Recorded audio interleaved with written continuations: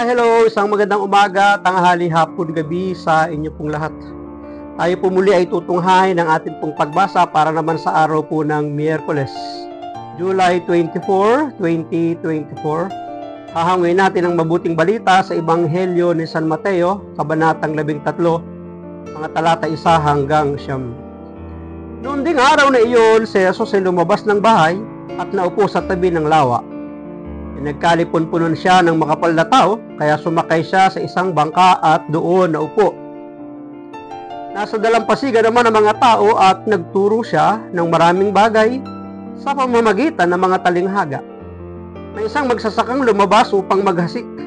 Sa kanyang paghasik ay may binhing nalaglag sa tabi ng daan. Dumating ang mga ibon at tinuka ang mga iyon. May binhi namang nalaglag sa kabatuhan, sapagkat manipis lang ang lupa roon. Sumibol agad ang binhing iyon, ngunit nang mapabilad sa matinding sikat ng araw ay natuyo. Palibhas ay walang gaanong ugat.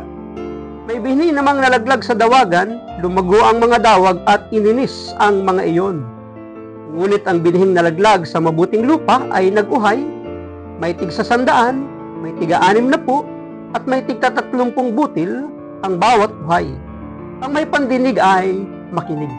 Pagpalain po ng Diyos ang pagkabasa ng kanyang mabuting balita. Ang atin pong refleksyon o pagsasadiwa ay hahangin natin sa Aklat ng Simbahay 2024.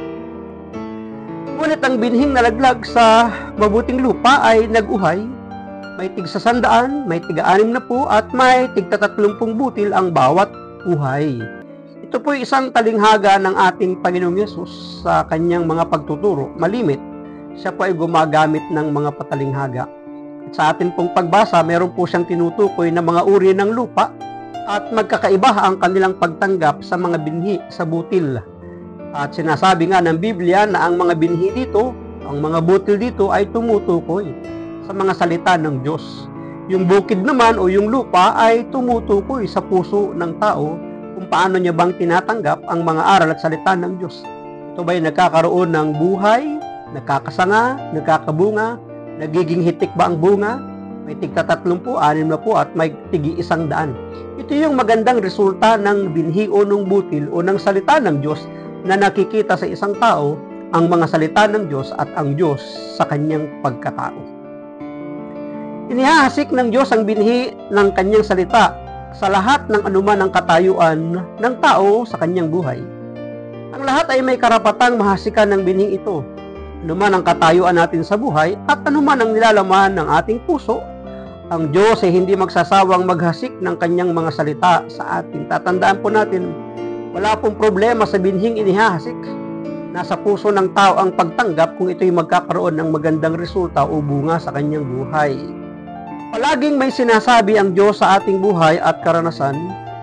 Hindi tayo mauubusan ng kwento at aral mula sa mga salita ng Diyos. Ito ang dahilan kung bakit hindi nagsasawa ang iglesia sa pamamagitan ng mga pari na mangaral ng salita ng Diyos sa madaliman o sa mahirap na sitwasyon kahit saan ngang lugar. Sa matatarik na mundo, tinatawid na dagat, nilalakad ng mga kapatagan, mahirap man, patuloy pa rin ang paghasik ng kanyang mga aral salita sa mga lingkod niyang ginagamit sa kapanahunan, hindi lamang mga kaparian. May kapangyarihan ng salita ng Diyos na baguhin ang buhay at kalooban ng sinumang taong makasalanan.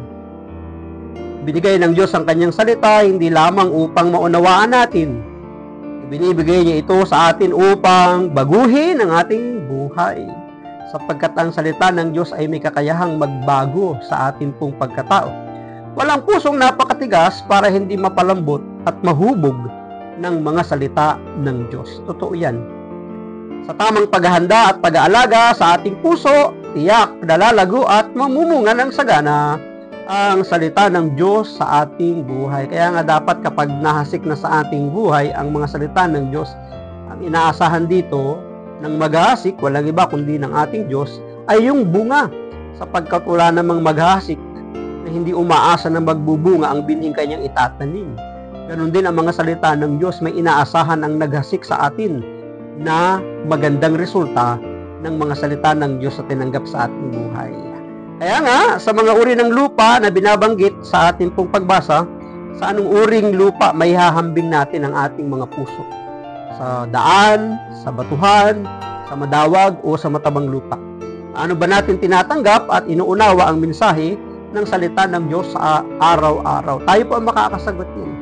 Maraming salamat at pagpalain po tayo ng Diyos sa ating buhay. Ang akin lamang pong palaging sambit, I love you with the love of the Lord. Bye-bye and bye-bye.